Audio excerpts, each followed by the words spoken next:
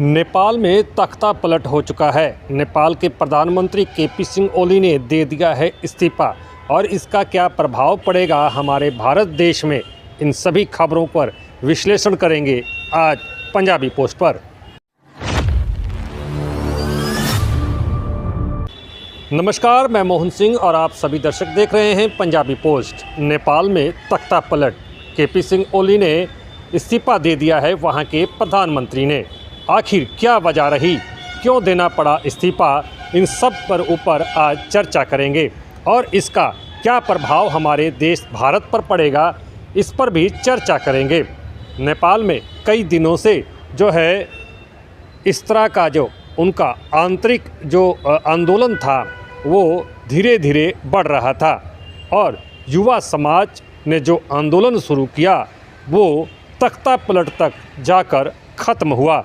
KP Singh ओली लगातार कई वर्षों से वहाँ के प्रधानमंत्री रहे हैं, लेकिन जब युवा समाज ने तख्ता पलट करने की सोच ली तो केपी सिंह या फिर किसी और की भी ना चली।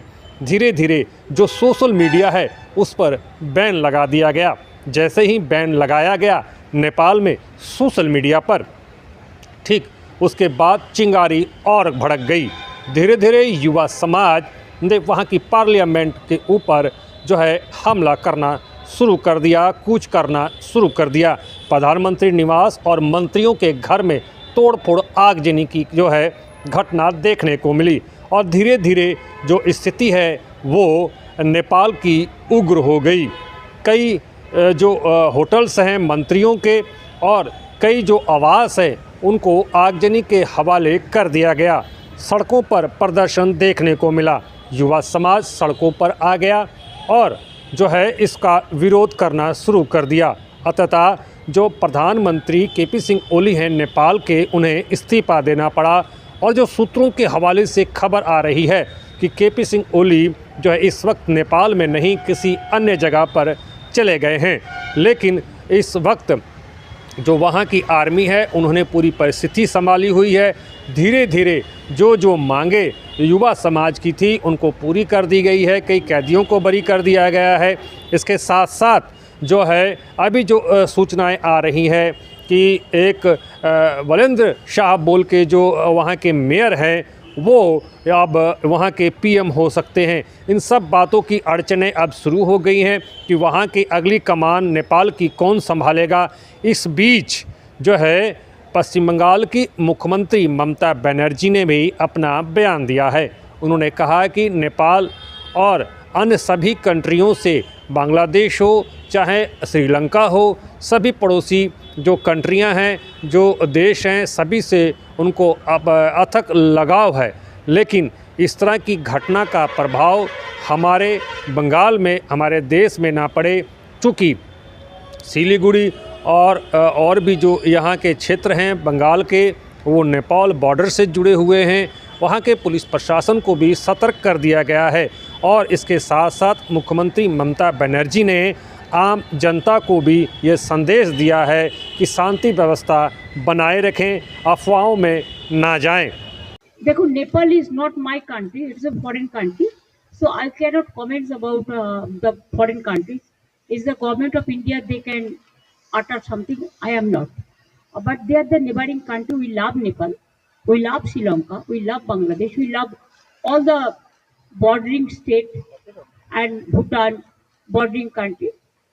But now the situation, if government of India tell us anything, then only we can utter some words. Otherwise it is government of India to take care. Amar request থাকে শিলিগুড়ি, কালিম্পং, আমাদের বিস্তীর্ণ অঞ্চল বর্ডার আছে, সবাইকে পিস মেনটেন করতে এবং যাতে কেউ কোনো প্রবলেমে জড়িয়ে না পড়ে, যেহেতু এটা আমাদের ব্যাপার নয়, কিন্তু নেপালকেও আমরা ভালোবাসি। সুতরাং তারা তাদেরটা ঠিক করুক,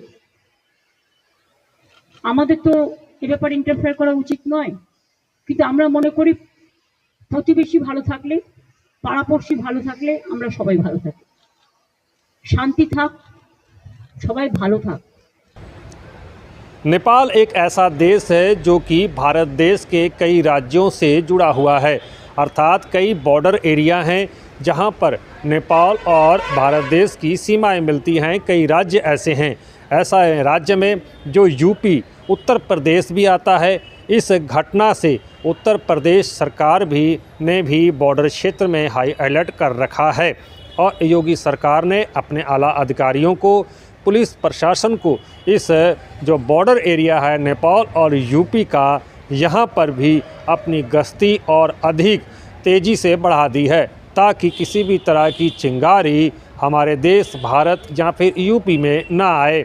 इस तरह की घटना से जो है वहाँ का पुलिस प्रशासन सतर्क हो चुका है, क्योंकि जिस तरह से उग्र जो वहाँ के युवा समाज हो चुका है नेपाल का, इसको लेकर जो है यूपी प्रशासन, मुख्यमंत्री आदित्यनाथ योगी काफ़ी सतर्क हैं।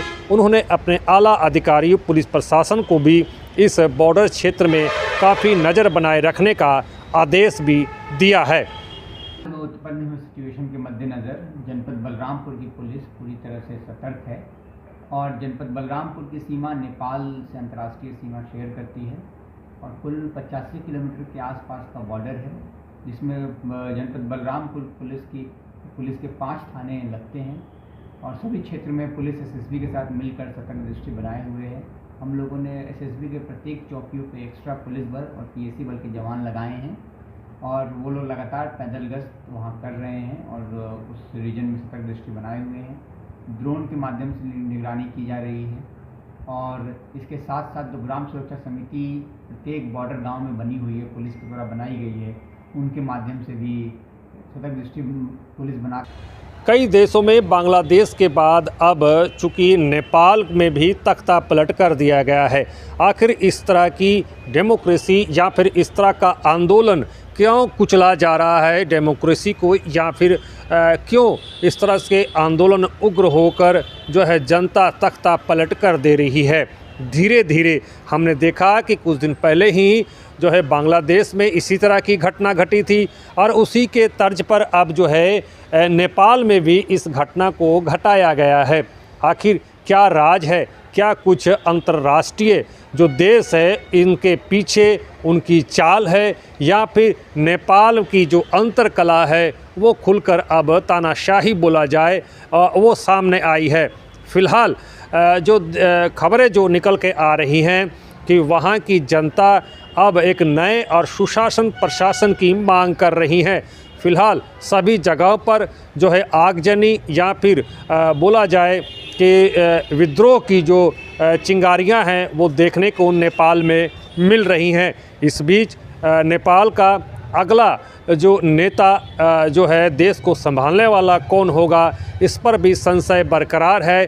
फ़िलहाल जो है वहाँ की आर्मी ने पूरी परिस्थिति को देख रही है और जो युवा समाज है उनकी मांगों को एक एक करके पूरी की जा रही है। लेकिन बहुत जल्द हो सकता है कि इस बीच जैसे जो है वहाँ के प्रधानमंत्री केपी सिंह ओली ने जिस तरह से अपना इस्तीफ़ा दे दिया है और जो खबरें निकल कर आ रही हैं कि वो देश छोड़ चुके हैं, इस तरह की खबरों के बीच अब अगला जो है नेपाल को कमान संभालने वाला कौन नेता आगे आएगा, इस पर अभी भी प्रश्न चिन्ह बना हुआ है।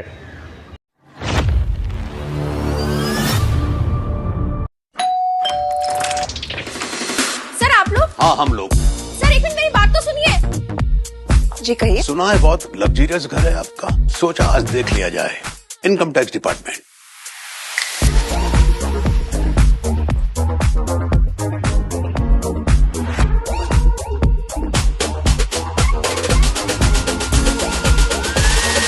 सर! ओह, कोर्सा के लग्जरी बाथ फिटिंग्स। ये कोर्सा के लग्जरी बाथ फिटिंग्स है, बजट में, rust free new gen design, quality जो चले सालों साल। Corsa bath fittings, transform your space with premium luxury. Corsa bath fittings. आपके सपनों के घर को और सुंदर बनाने के लिए यूनिक डेकोर और यूनिक सैनिटेशन लेकर आया है एक कंप्लीट बाथरूम डेस्टिनेशन शोरूम, एक से एक डिजाइन और टिकाऊ सामान, नल, पाइप, कंप्लीट बाथरूम सेट किफायती दामों में। जैक्वार, एस्को, प्राजो, आर्टिज के ब्रांड उपलब्ध हैं। हमारा पता unique decors, Parvati shopping arcade, shop number 4 and 44 GT road, आश्रम मोड़, आसनसोल। दूसरा पता unique sanitation 82 NS road, Asansol. संपर्क नंबर 9434042476 03 4123 00062।